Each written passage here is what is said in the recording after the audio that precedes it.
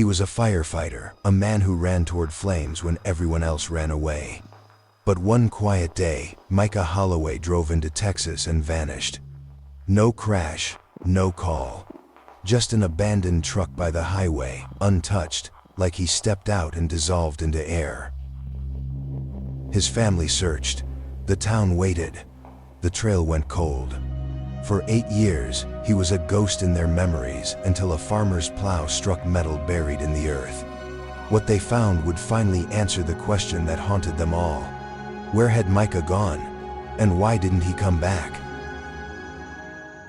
He wasn't the kind of man you forget easily.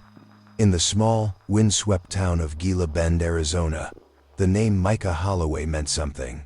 He was a firefighter, a veteran of over 15 years in a department that rarely made the news but quietly saved lives in the margins.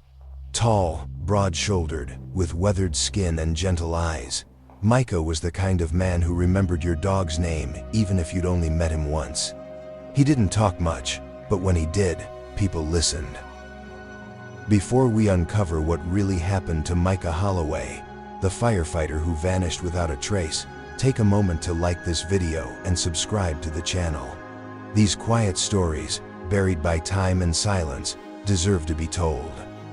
Your support helps us bring light to the forgotten and give voice to those who can no longer speak.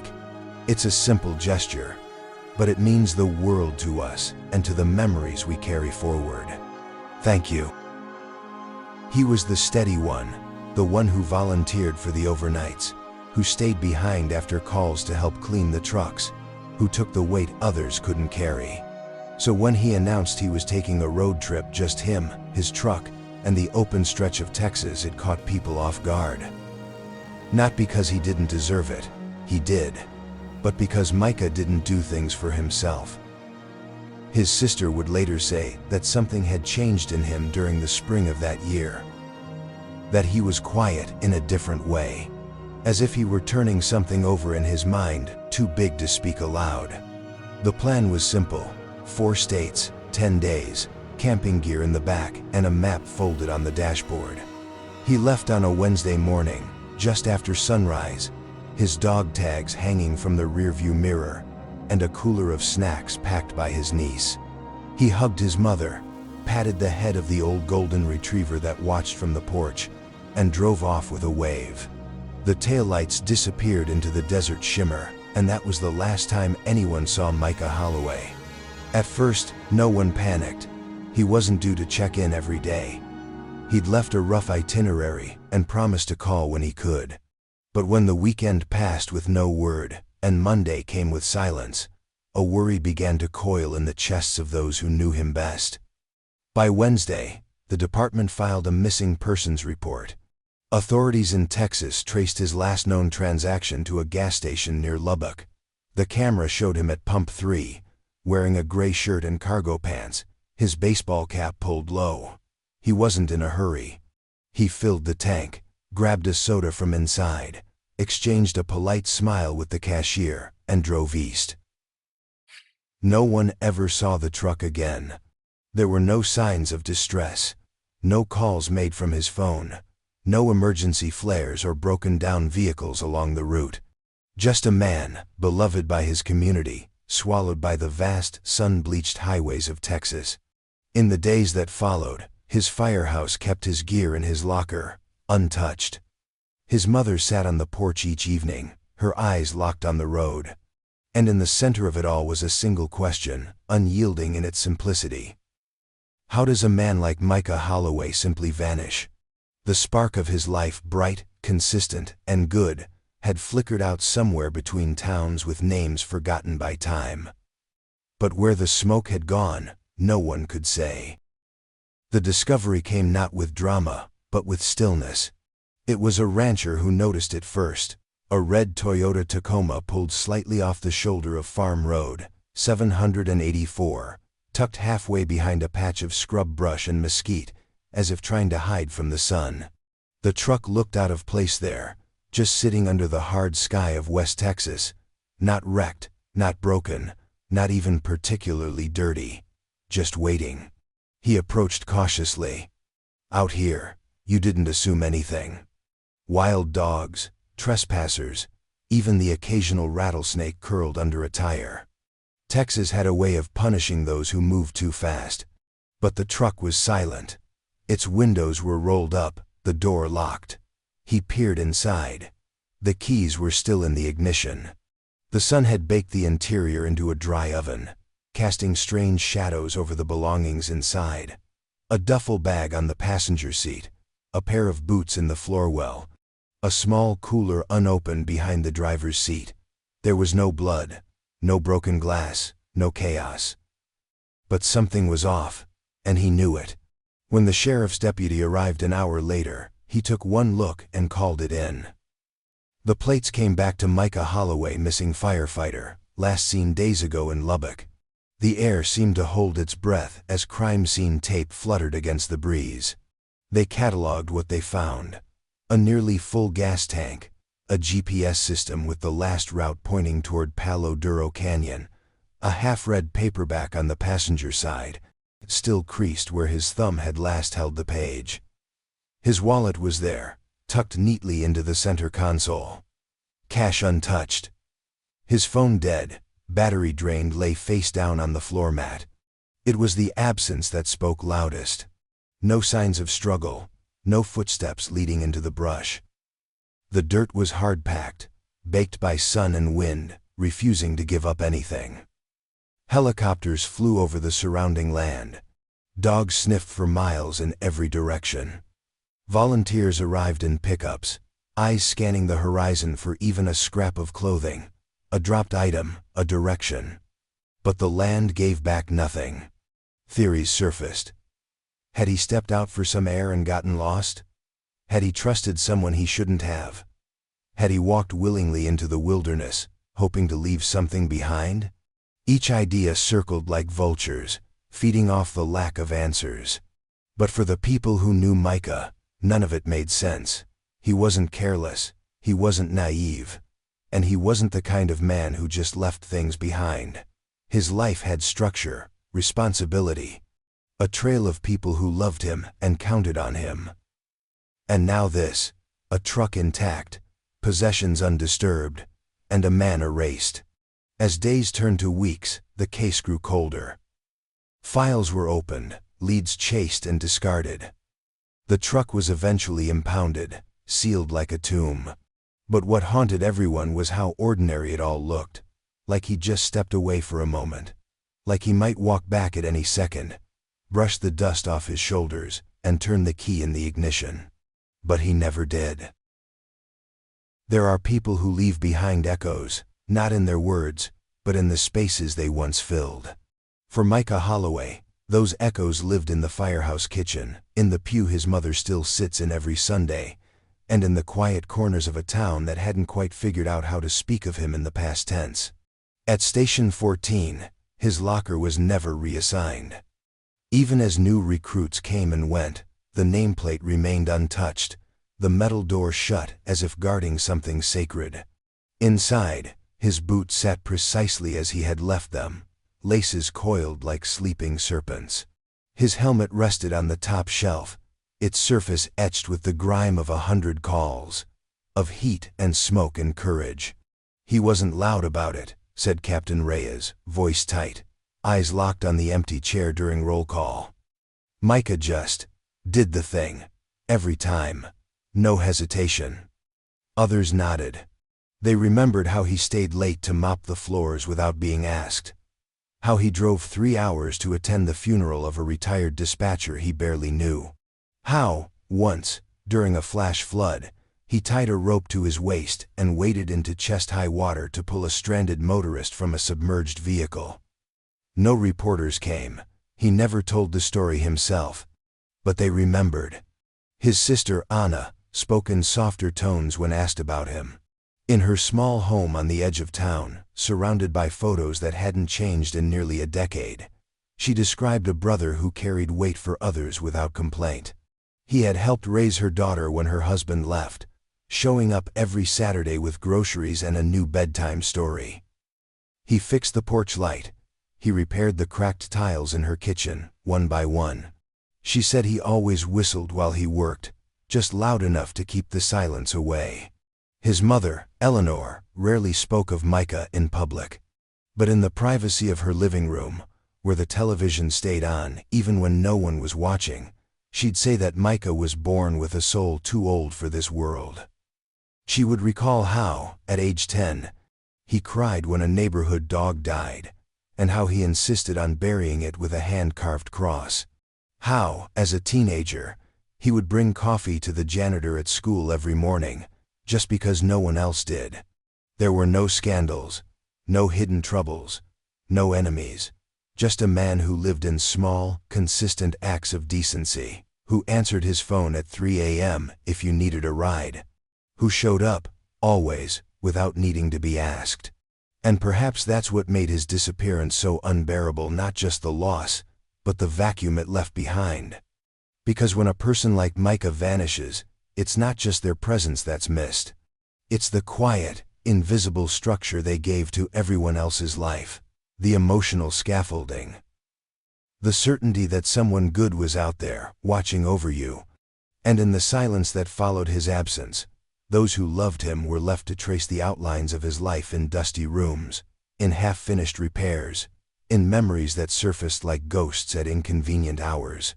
Echoes that lingered, not out of tragedy, but out of love unfinished, unanswered, and unbearably loud. The first days were marked by urgency disguised as hope. When news spread that Micah Holloway's truck had been found doors locked, engine cool, untouched beneath the sweltering Texas sun, it was as if the entire town inhaled and forgot how to exhale. Within hours of the official missing persons alert being updated, the quiet land around Farm Road 784 stirred with movement, boots hitting dry soil, engines revving to life, radios crackling with clipped voices fighting against static and disbelief. A helicopter from the state troopers sliced through the thick air, its rotor blades beating rhythm against a landscape that had never asked to be searched. From above, the terrain stretched in all directions, a bleak expanse of scorched earth, thorny brush, and slumped fence lines trailing into nothingness. It was the kind of place that didn't offer shelter or comfort, only heat and silence. Still, they flew low and slow, scanning for tire marks, signs of disturbance, scraps of fabric, or a figure wandering, lost, in the cruel geometry of the Texas plains. On the ground, search teams formed grids. Volunteers from nearby towns arrived in pickups, dressed in sun-bleached jeans and wide-brimmed hats. They moved in lines, methodically sweeping through the brush, some calling out his name, even though they knew better than to expect an answer. Dogs led handlers through thickets and shallow ravines, their noses twitching at invisible trails. For a moment, one of them caught something, an odor, a trace, the ghost of a presence. But just as quickly as it appeared, it dissolved into the breeze. The dog circled, confused, and whimpered. Micah's sister, Anna, refused to stay back. She stood at the base of the road where the truck had been found, arms folded, her eyes fixed not on what was, but on what wasn't Taish. She said nothing, only nodded when updates came, nothing definitive, just fragments of maybe. One searcher found a crumpled water bottle a half-mile from the truck. Another flagged a boot print in the dust, too vague to be sure it was his. The sun did its part to erase everything, blurring tracks, bleaching color, pulling moisture from the ground and from the faces of those who combed it. Day turned to night, and then back again. Each morning brought renewed determination and fresh exhaustion. The local diner, once full of laughter and clinking coffee mugs, now buzzed with hushed updates and maps scrawled with red marker. The sheriff stood in front of a corkboard on the third day, pointing to aerial photos and nodding grimly as he widened the search radius. But there was no rhythm to what they found, no breadcrumbs. Just a creeping realization settling in everyone's bones. The land was bigger than their hope, and it wasn't giving anything back. By the fifth day, a strange quiet began to seep into the search. Not surrender, exactly just a weariness that pressed harder than the sun. Radios chirped less often. Eyes searched the horizon with less expectation. They kept walking, kept hoping. But with every step that found nothing, the unspoken grew louder. Where had he gone? And how could a man simply disappear, not in a storm or a flash flood, but in the middle of a road that seemed to offer no cover, no escape, and no reason? The plains had no answers, only the sound of wind through grass and the occasional bark of a dog circling, once again, to nowhere. Silence, it turns out, is a breeding ground for stories. In the vacuum Micah Holloway left behind, speculation began to multiply, creeping into conversations like mold in a damp corner. At first, people whispered out of grief, trying to fill the unbearable absence with something, anything that might make sense of it. But as days turned into weeks, and weeks blurred into months with no new evidence, the whispers grew louder, bolder, and stranger. Some were sure it was foul play, a chance encounter with the wrong person on a deserted road, a hitchhiker with bad intentions, or a traveler's dispute that spiraled out of control. They imagined Micah pulling over to help someone in distress, because that was the kind of man he was, and walking straight into a trap. Others speculated that he'd witnessed something he shouldn't have, perhaps a drug deal gone wrong or something darker. These stories spread quickly, especially in the corners of the internet, where theories are currency and facts are optional. But then there were those who believed in a simpler tragedy. A wrong turn down an unmarked path, a fall into a ravine, a sudden medical emergency under the punishing Texas sun. Maybe he wandered into the brush to relieve himself, misjudged his distance from the truck, and collapsed in a patch of land no one thought to search. It had happened before, they said. The land was vast. People underestimated just how fast it could swallow you whole. And then came the third theory, the one that divided the town most, that he left on purpose, that Micah Holloway, decorated firefighter, loyal son, devoted uncle, quietly made the choice to walk away. It sounded absurd at first, even cruel, but the longer the mystery lingered, the more some leaned toward it. They pointed to the fact that he had seemed distant in the weeks before, that the road trip itself was out of character, that maybe, just maybe, the burden of years spent saving others had worn him down until he had nothing left for himself. There were no signs of depression, but that didn't matter to the theory. Micah was private, after all. Maybe he'd hidden the worst parts of himself behind his quiet demeanor. Maybe he planned it all, the route, the isolation, the vehicle left just so. Maybe he disappeared into the borderlands, assumed a new name, and started a second life in a place where no one called him hero. But all of it, every theory, existed in a vacuum. Because nothing new came, the investigation stalled, leads went cold, his bank accounts were untouched, his social security number remained inactive. No sightings, no phone calls, no messages from payphones in the night. Just dust and heat, and questions that grew heavier with time. Those who loved him clung to what they knew. That Micah was good. That he didn't run from responsibility. That he would never, ever let his family wonder like this. But even their certainty began to fray at the edges, softened by time and desperation. They wanted answers, even the wrong ones, even painful ones. Anything but this, anything but silence. And still, the desert said nothing. Time didn't stop when Micah Holloway disappeared, it just changed its rhythm. It moved slower in some ways, crueler in others, dragging the family forward with a quiet, grinding inevitability. The days stretched, long and heavy, marked not by milestones, but by absences. His name was never forbidden, but it always carried weight when spoken, like stepping into a cold room. In the first year, hope clung stubbornly to the edges of everything. His sister Anna kept her phone charged at all times, sleeping with it next to her pillow, just in case he called. His mother, Eleanor, left his bedroom exactly as it had been bed-made.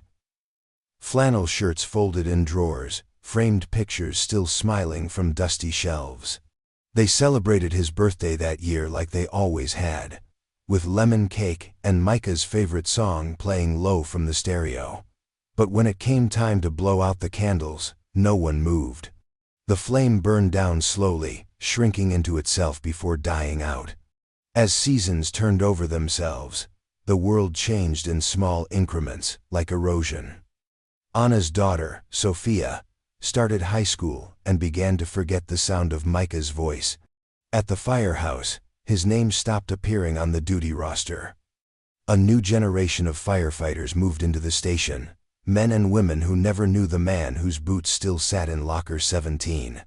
His dog, Boone, graying and slow, waited less eagerly at the front door, until one day he simply stopped looking. Eleanor developed arthritis in her hands. She stopped gardening. The porch where she had once sat every evening, eyes on the road, became a place she only passed on her way to somewhere else. She stopped asking if there had been updates, not because she didn't care, but because asking meant bracing for another no. There were moments when life dared to feel normal again. Thanksgiving dinners with laughter, school plays, backyard barbecues where someone almost smiled without guilt. But Micah was always there, in the empty chair, in the unopened bottle of his favorite beer, in the glance between siblings when someone mentioned the word trip. Each year that passed brought a quieter kind of grief. The sharp pain dulled into something more complicated, a blend of sorrow and guilt and resignation. Friends stopped asking for updates. The town stopped mentioning it in the newspaper. But for the Holloways, the absence never faded. It only evolved. They didn't need to wonder where he was every day. Some days, they just wondered if he knew he was still loved, if he was hurt, if he was cold, if he was dead. And through it all, the years ticked by. Birthdays were counted with an asterisk. Holidays were celebrated with hesitation. Photos remained on mantels, not yellowing from time, but from the touch of fingers tracing the edges. He wasn't forgotten. He was paused. And in the silence of his absence, the Holloways aged.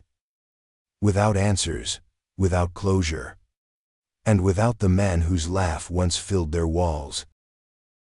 Gila Bend was never meant to be a place that held mysteries.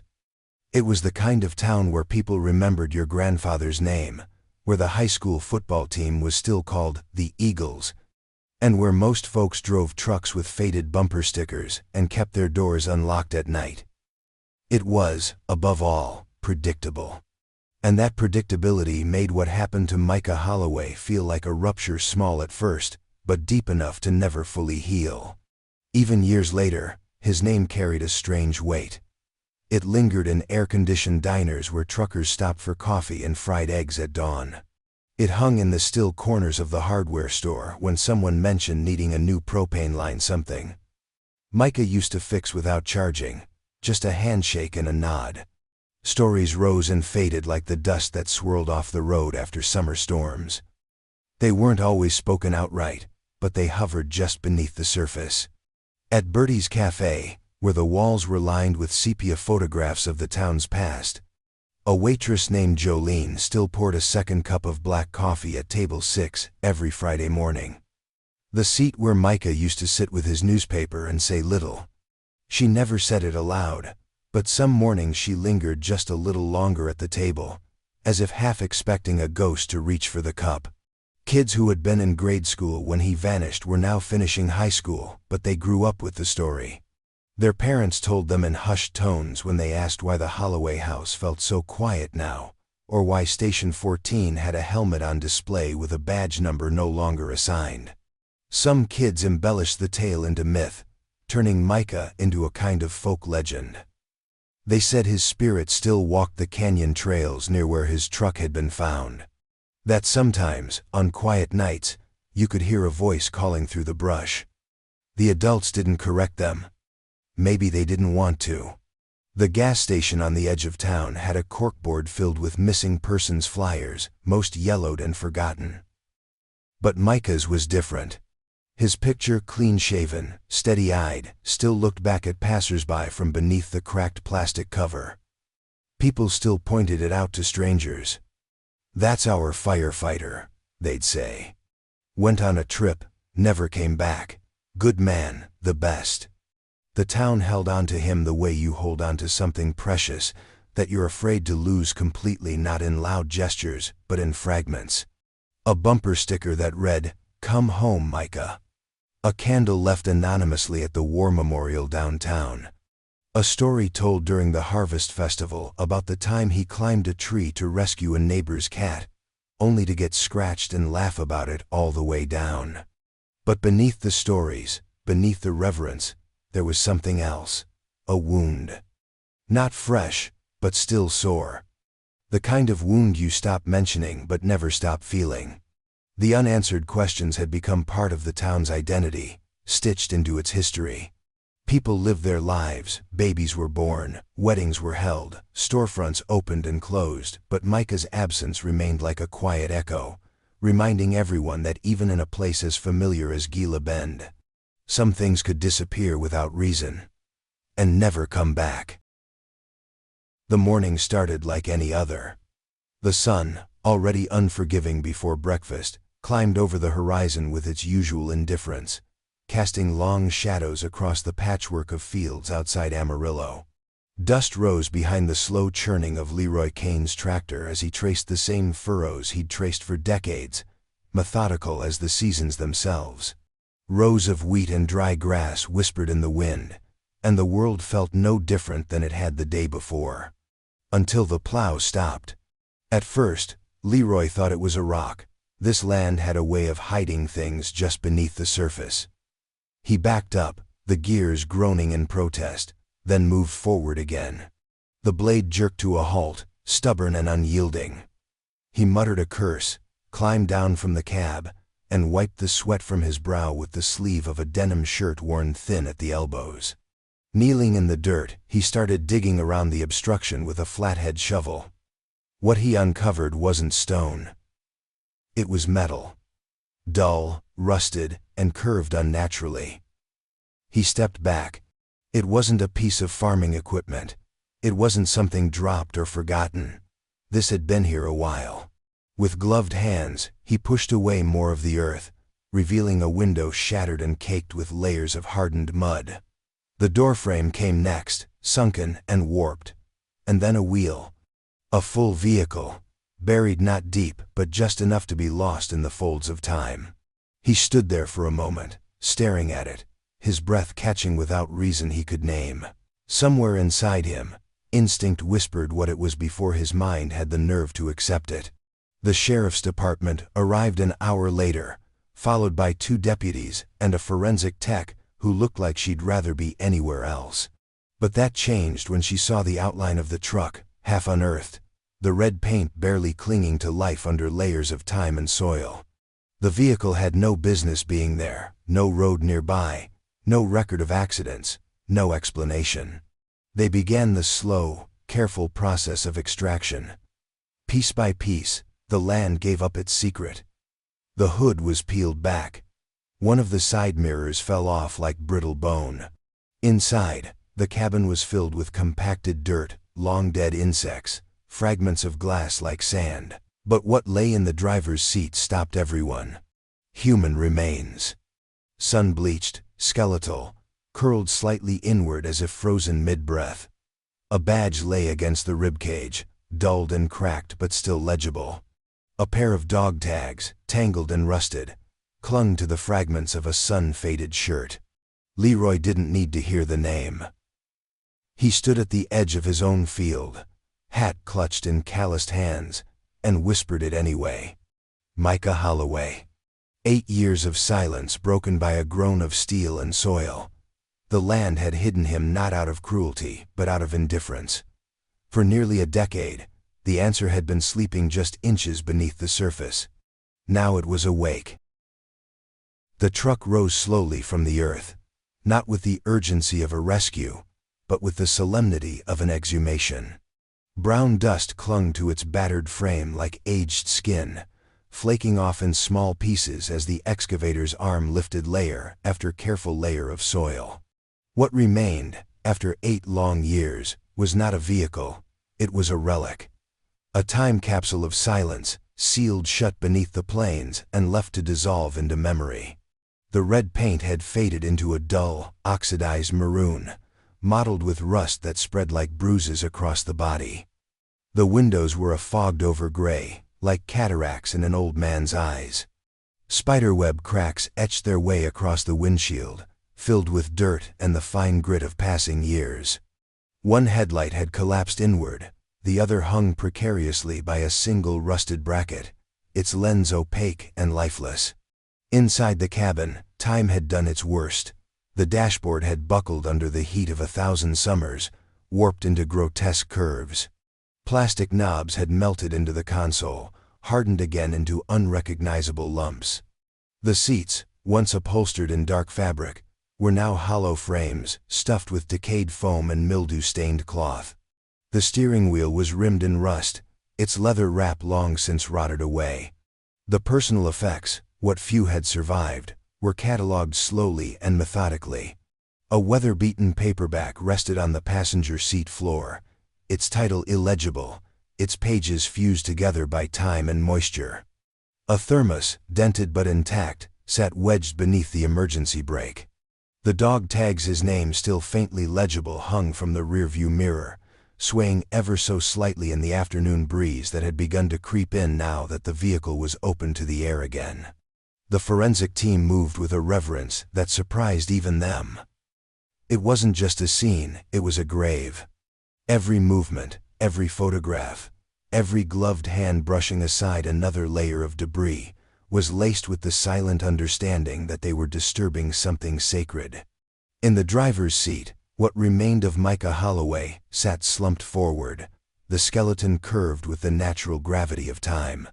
The uniform he'd worn had frayed into indistinct scraps of fiber, but the outlines were still visible, the stitching of a badge, the faint glint of a zipper, the soot-stained remnants of a profession built on bravery. There were no signs of trauma, no broken glass, no bullet holes, just stillness. As if he had fallen asleep at the wheel and never woken up. Outside, a crowd had begun to form at the edge of the field. Neighbors, local reporters, onlookers with cameras raised but voices hushed. The sun hung low over the plains, casting long, golden shadows that reached toward the excavation like fingers stretching for answers. No one spoke much. They didn't have to. The sight of that truck, half swallowed by the dirt, said enough. It had waited in silence, hidden beneath wild grasses and shallow roots, unseen by satellites, untouched by storms. The land had kept its secret well, folding Micah into its dry arms as the world searched around him. Now, it was offering him back, and nothing would ever be the same again. The return of investigators to the case didn't come with sirens or headlines.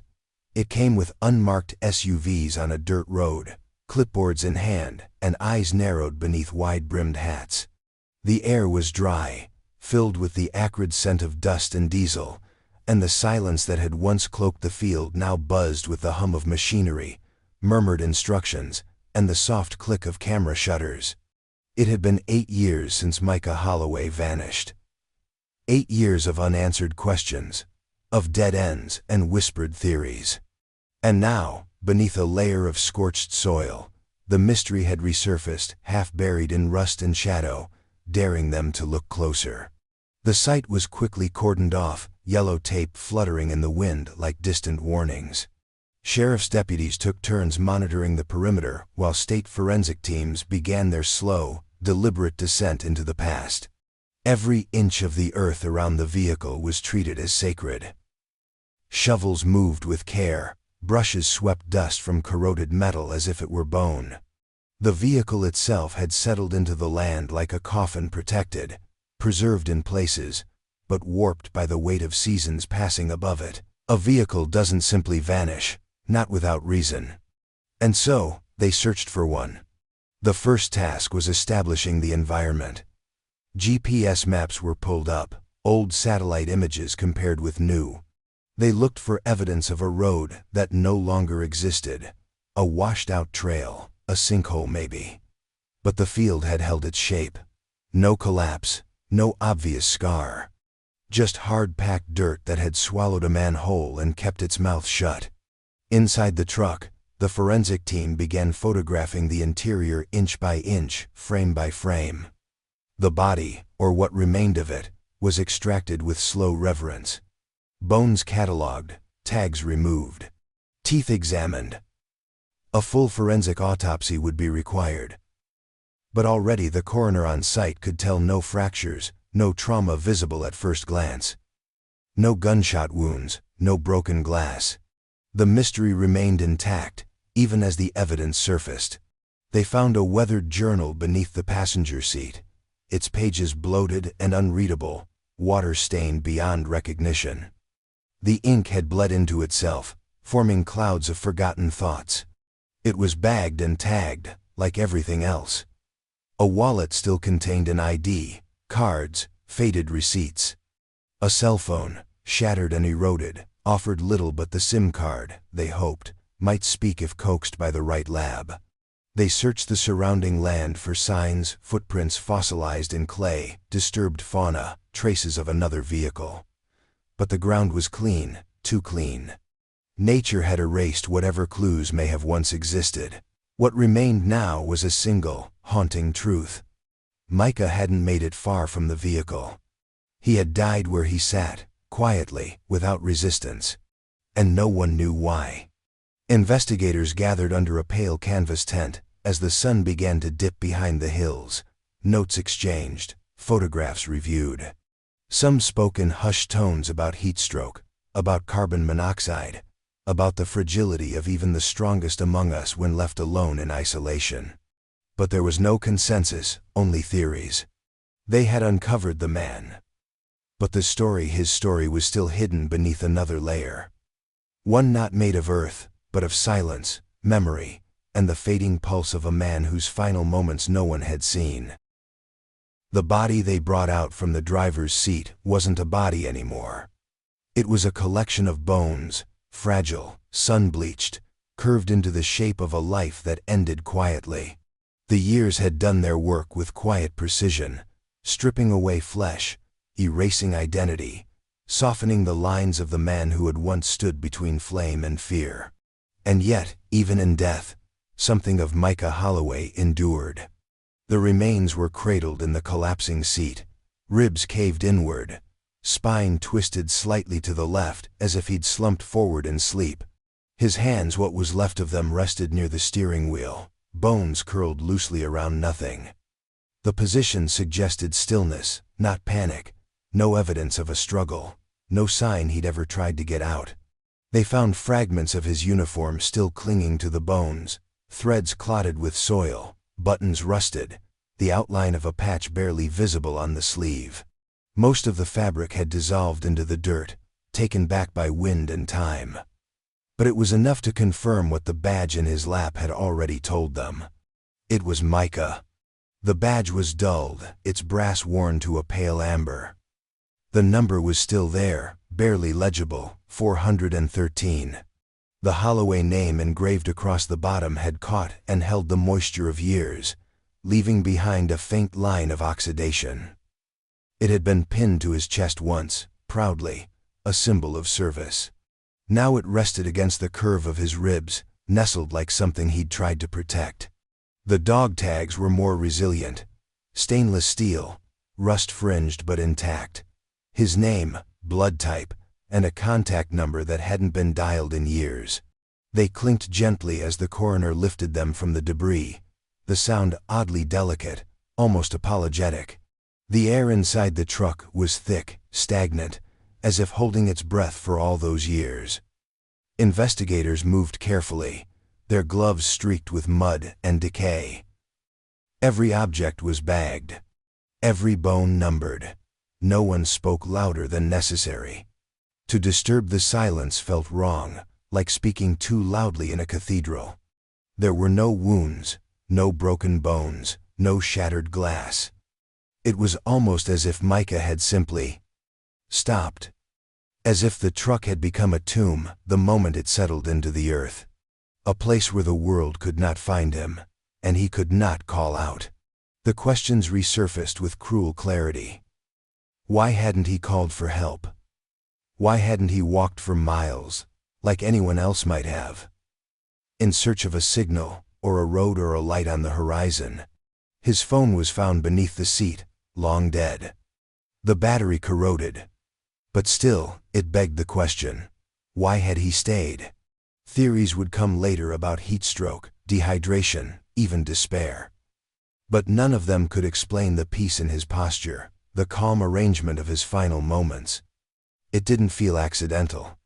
It didn't feel violent. It felt resigned. And maybe that was the hardest part for those who loved him. Not just the loss, but the imagining of that moment, the final breath taken in silence. Surrounded by dust and dry wind, with no one there to witness it. A firefighter who had lived to save others, dying alone beneath the indifferent sky. The only witness was the land itself, and it had kept his secret for 8 long years. The soil told a different story than anyone had expected. Once the vehicle was pulled entirely from the ground and the surrounding earth examined, the investigators began to see something they hadn't considered: not foul play, not intentional disappearance, but a kind of quiet catastrophe that had unfolded quickly and without witness. A collapse, years old, hidden beneath a landscape that appeared stable to the naked eye. The theory emerged slowly, like the bones themselves. At the edge of the field, just beyond the furrows where Leroy Kane's tractor had passed for decades, there had been a washout, an old flood channel, barely noticeable now. It had been dry for years, long since reclaimed by weeds and grasses. But in the spring of the year, Micah vanished. Locals remembered a freak storm that had rolled in without warning, dumping inches of rain in less than an hour. It had come in the middle of the night and left by morning, taking with it fences, footpaths, and in this case, it seemed, a stretch of shallow roadside terrain. When the forensic engineers examined the area, they confirmed it. The truck hadn't simply been parked where it was found. It had fallen. The soil beneath the edge of the road had given way, leaving a narrow, sudden sink that opened like a mouth and swallowed the vehicle whole. The weight of the truck had compacted the space, sealing it tight. There had been no skid marks, no broken limbs or shredded underbrush, just a vertical drop of less than 10 feet, disguised almost immediately by runoff and sediment. Nature's sleight of hand. Inside the cab, the evidence supported the theory. Micah hadn't braced for impact. There were no defensive injuries. The position of his body, the lack of fractures, suggested something quick. Perhaps he had fallen asleep at the wheel, or was driving through the dark with reduced visibility.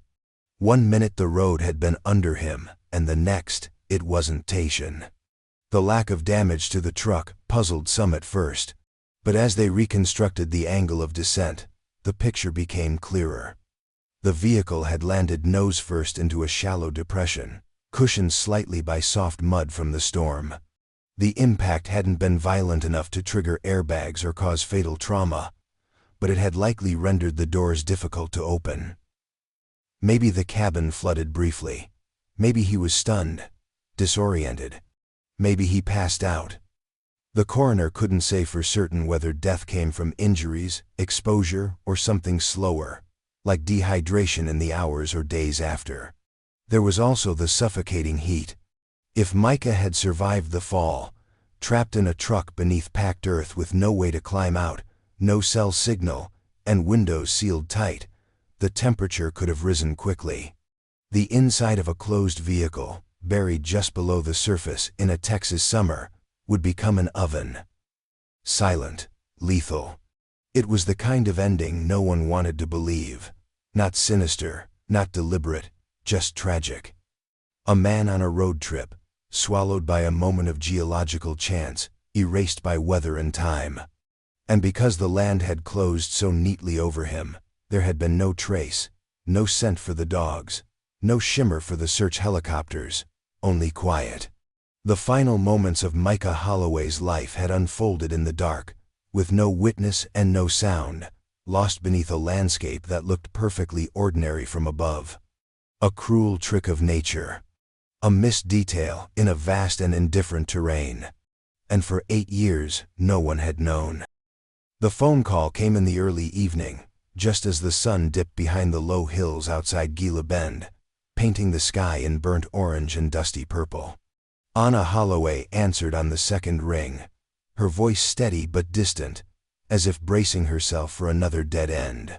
But the voice on the other end didn't offer another theory or vague possibility, it gave her a fact. They had found Micah. The words hit her not like a blow, but like water over cracked earth, absorbed too quickly, almost without reaction. She didn't cry at first. She didn't speak. She sat in silence, the phone still pressed to her ear long after the line had gone dead, her thoughts spiraling into the space between sorrow and relief. When she told her mother, Eleanor simply nodded. No questions, no dramatic reaction. Just a nod, slow and final. As if some part of her had always known. She shuffled to Micah's room and sat on the edge of the bed, her thin fingers running across the old quilt he'd used, eyes fixed on nothing. For years, she had imagined thousands of possibilities. Some horrible, some hopeful, but none so ordinary, so quietly devastating as the truth. The news spread through the town like a returning echo. He had been found.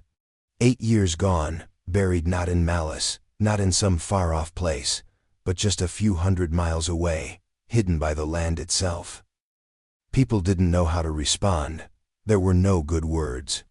Only solemn nods in the grocery store, gentle handshakes at the church, casseroles left on porches without notes. The firehouse lowered the flag to half-mast. Locker 17, long preserved like a shrine, was opened again, not emptied, just visited. Inside, Micah's boots stood as always, undisturbed. One of the younger firefighters placed a single folded note inside a thank you, unsigned. The family's grief returned not with violence, but with weight. It was heavier now, because it was real, because it had a location, because it had a body. But in that heaviness was also a kind of mercy. They no longer had to imagine him stranded somewhere, suffering. They no longer had to wonder if he'd chosen to leave them. That ache, the not knowing, had finally loosened its grip.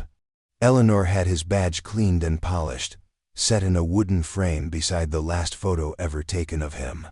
Anna sat with a detective and asked every question she could think of, even knowing the answers would never be enough. She wanted to understand the moment, the silence, the way he had been there all along, waiting beneath the surface of a field no one thought to search. They buried him beneath an old cottonwood tree just outside of town. No grand ceremony, no bagpipes, just family and close friends, standing in a crooked circle, hands linked by grief and love. His helmet sat on the casket. His dog tags rested in Eleanor's palm until the final prayer. When she tucked them into the earth with him. Closure, they learned, doesn't erase pain. It doesn't answer every question. But it gives the grief somewhere to go. It replaces the endless loop of imagining with the solid ground of reality. Micah was no longer a mystery. He was a memory. And in that shift, something softened. The wound remained, but it could finally begin to heal. The vigil began at dusk, when the last light of day slipped behind the ridge and the wind turned gentle, as if nature itself had decided to lower its voice. The people of Gila Bend arrived in quiet waves, parking their trucks along the road that led to the town's central park, a modest patch of grass and gravel that had hosted birthday parties, farmers markets, and high school celebrations. But tonight, it held something different, something sacred. They came carrying candles. Some brought flowers. Others carried photographs long kept in drawers and wallets, faded from years of being touched too often. Children clung to the hands of their parents, their expressions serious, sensing the gravity of what hung in the air. There were no speeches planned, no program printed out. This wasn't a performance. It was a gathering of hearts that had carried the weight of one man's absence for too long. At the center of the park stood a makeshift altar, just a wooden table draped in a navy blue blanket, Micah's firehouse number stitched into the fabric. His helmet rested on top, alongside the weather-worn badge recovered from the wreck, now polished and gleaming under the flickering candlelight. A photograph of him strong, smiling, in uniform stood behind it all, watching. The mayor spoke first, his voice trembling not from nerves, but from the burden of saying something final. He didn't speak of Micah as a hero, though he was one.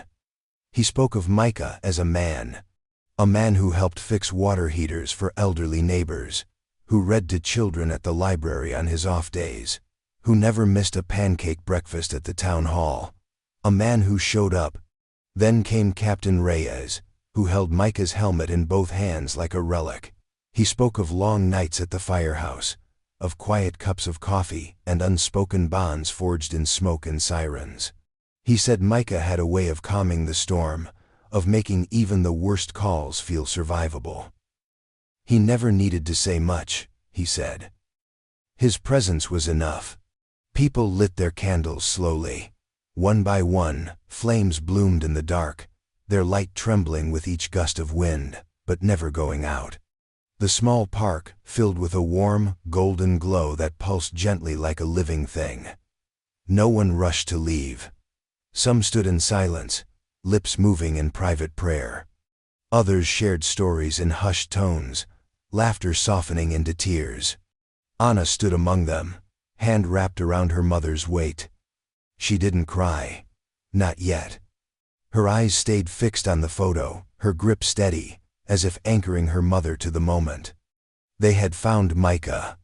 He was home now, not just to them, but to everyone. For years, the story of Micah Holloway had haunted Gila Bend. It had lived in pauses, in questions, in the way people avoided looking too long at Locker 17 or the missing person flyer at the gas station. But tonight, the story shifted. It became something else. Not a wound, but a scar. Not an open question, but a quiet answer. And in the candlelight, the community stood as one, not to mourn the mystery, but to honor the man. A man who had lived simply, loved quietly, and left a space so vast it took them 8 years to fill it with light. In the days after the vigil, something unexpected began to happen.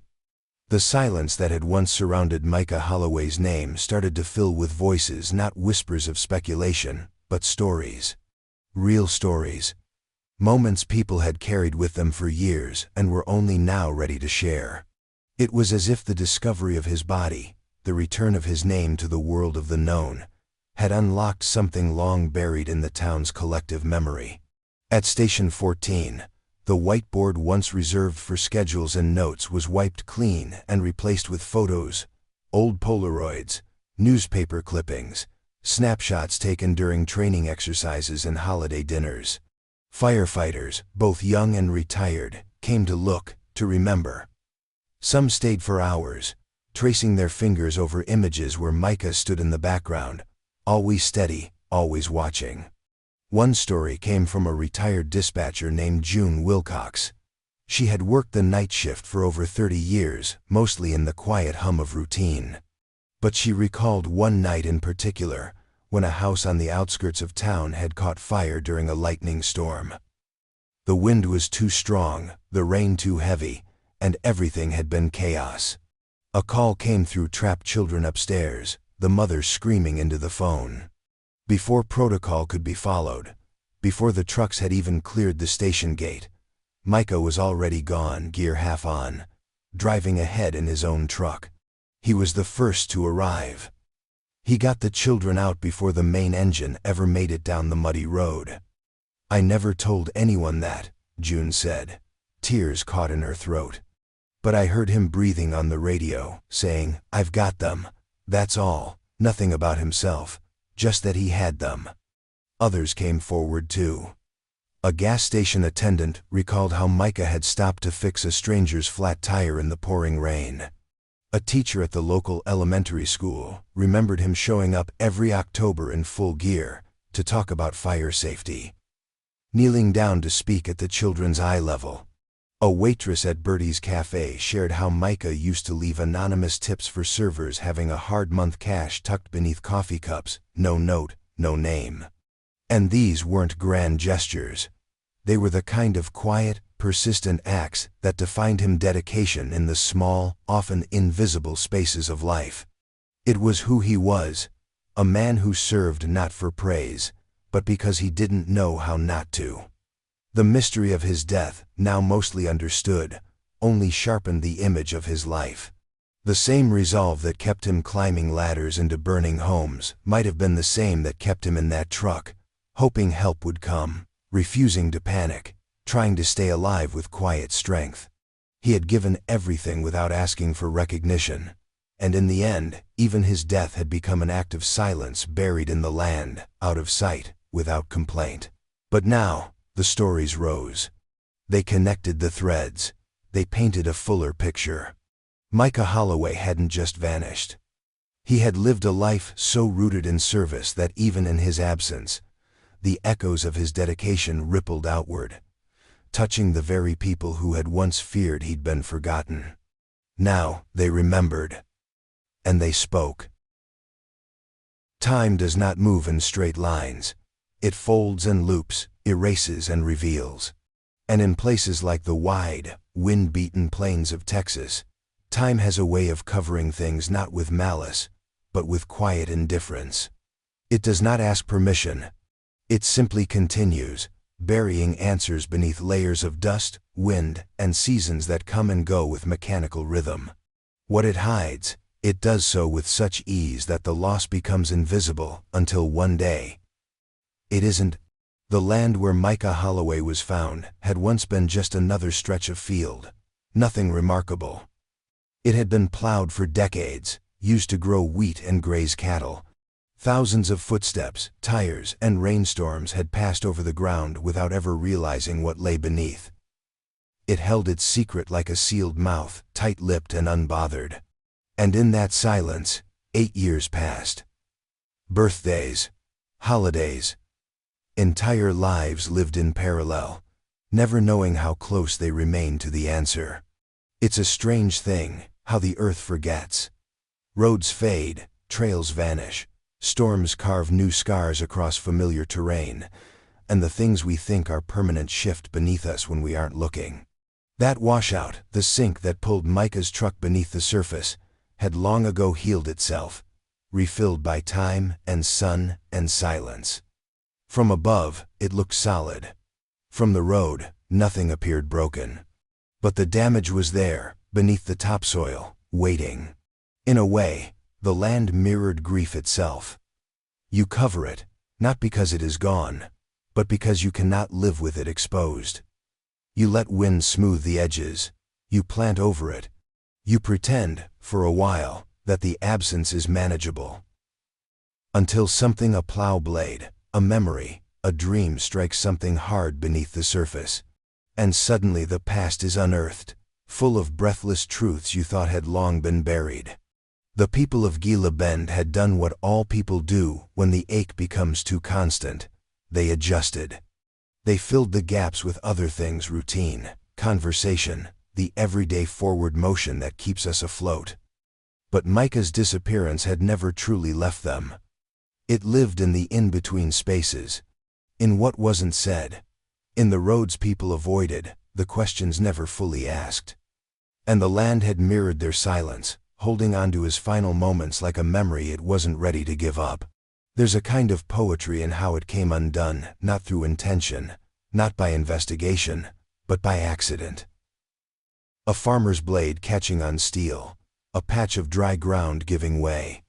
As if the earth, after all this time, had finally decided to exhale. It reminds us that truth doesn't always arrive when we need it. Sometimes it waits. Sometimes it sleeps beneath layers of years, unmoved by our desperation, untouched by our longing. But it does not disappear. Time may try to bury it, and we may learn to walk over it without noticing, but it remains. And when it chooses to rise, when it finally speaks, it does so without apology. The past demands to be seen. And the land, in its quiet, relentless way, always remembers where it kept the bones. The morning of Micah Holloway's funeral dawned gray and windless, as if the sky itself had bowed its head in solemnity. The sun, usually unrelenting in that corner of Arizona, remained hidden behind a blanket of clouds. It was not dramatic weather, not theatrical or ominous, just quiet. And that felt right. The ceremony was held in the small cemetery on the edge of Gila Bend, a place where generations had been laid to rest under crooked oak trees and rustling dry grass. There were no marble monuments here, no sweeping lawns, just headstones carved with care, flowers that never stayed fresh long in the heat, and a view of the desert stretching outward, endless and unbroken. They gave Micah full honors. The fire department came out in force, clean-shaven, dressed in formal blues, white gloves, and polished boots. The flag on the ladder truck flew at half-mast, and the bell ceremony was prepared with precision. It had been years since they had lost one of their own, and never under circumstances like these. 8 years lost, 8 years buried, but today, Micah was home. His casket was simple, as he would have wanted. Mahogany wood, smooth and undecorated, except for the fire department crest etched in brass on its top. His helmet rested on it, worn and scratched from years of use, the number 413 still visible beneath the dull shine. Draped across it was the American flag, corners tucked, folded with care. People came. More than Anna expected. Not just friends and family, but strangers' faces that once belonged to the community but had since drifted away. Old classmates, former co-workers, the waitress who used to serve him coffee every Friday. Even a man he'd once rescued from a car accident on Route 9 stood near the back, hat in hand, eyes wet. Captain Reyes spoke first, his voice firm but fraying around the edges. He spoke of Micah's courage, not the loud, chest-thumping kind, but the quiet, relentless kind that shows up on the worst days, without needing to be asked. He spoke of service, of duty, of how Micah never once left a job unfinished, until now. And even that, he said, wasn't his choice. Anna spoke next, not with practiced words, but with memory. She told stories about how Micah had once rescued a stray dog and kept it, even though their mother said no. About how he carried a photo of his niece in his wallet and once cried at her school play. About how he would drive 3 hours just to sit beside someone who was hurting, even if he said nothing at all. The bell tolled 3 times, final call. A last alarm for the firefighter who would not return. And then the silence stretched, broken only by the sharp crack of the honor guard's rifles, a volley that echoed through the hills and across the desert. As they lowered the casket into the ground, Eleanor dropped a single white rose onto the wood. Her hand lingered at the edge of the grave, her fingers brushing the earth, as if to say goodbye one last time. Not to the mystery, not to the years of absence, but to her son. And in that moment, Micah was no longer lost, no longer waiting in the soil beneath an empty field. He had come home, not as a question, but as an answer. Not as a ghost, but as a man remembered whole, honored, and loved. There is a silence that follows closure, not the silence of confusion or fear, but the heavy, contemplative kind. It lingers not in the absence of answers, but in the presence of them. After 8 years of aching uncertainty, the Holloway family now had what so many others never receive, the truth. But truth does not come without its own weight. In the weeks after Micah was laid to rest, the town of Gila Bend seemed quieter somehow. Not in mourning, exactly, not anymore, but in reflection. People walked a little slower past Station 14, where his name now hung engraved on a small brass plaque beneath the flagpole. The empty chair at Bertie's Cafe remained vacant, untouched, and the bulletin board at the gas station, once cluttered with fading flyers and outdated pleas, now held a single black ribbon pinned beside the photo of Micah that no longer said missing, but simply, found. Never forgotten. Memory has a way of shifting once the unknown becomes known. Before, Micah's story had floated untethered, fueled by rumor, by imagination, by the unbearable vastness of all the things he could have been, could have done, could have suffered. But now, the story had shape. It had ground beneath it. It had a beginning, and though it ached to admit it, an end. But memory doesn't close itself just because the mystery is solved. Instead, it repurposes. It holds tighter to the good, the heroic, the human moments that defined him. His name was no longer followed by a question mark. It was spoken again in full sentences, with reverence, with love. Not as a subject of tragedy, but as a man who once lived well, served deeply, and disappeared not by choice or cruelty, but by the randomness of nature and the blind turn of chance. There's a kind of haunting comfort in that, in the idea that the earth, though vast and indifferent, does not always keep its secrets forever. Some stories are not meant to be lost. Some simply take time to surface. They wait, buried under layers of dirt and denial and weather, until the world is ready to listen. Until someone happens to pass the right way, see the right clue, feel the shift in the soil that says, "There is something here. Look closer." Micah Holloway was never meant to become a symbol. But in many ways, he became one, a reminder of how easily the world can turn, how even the strongest among us can be humbled by silence, and how love refuses to give up even when reason tells it to.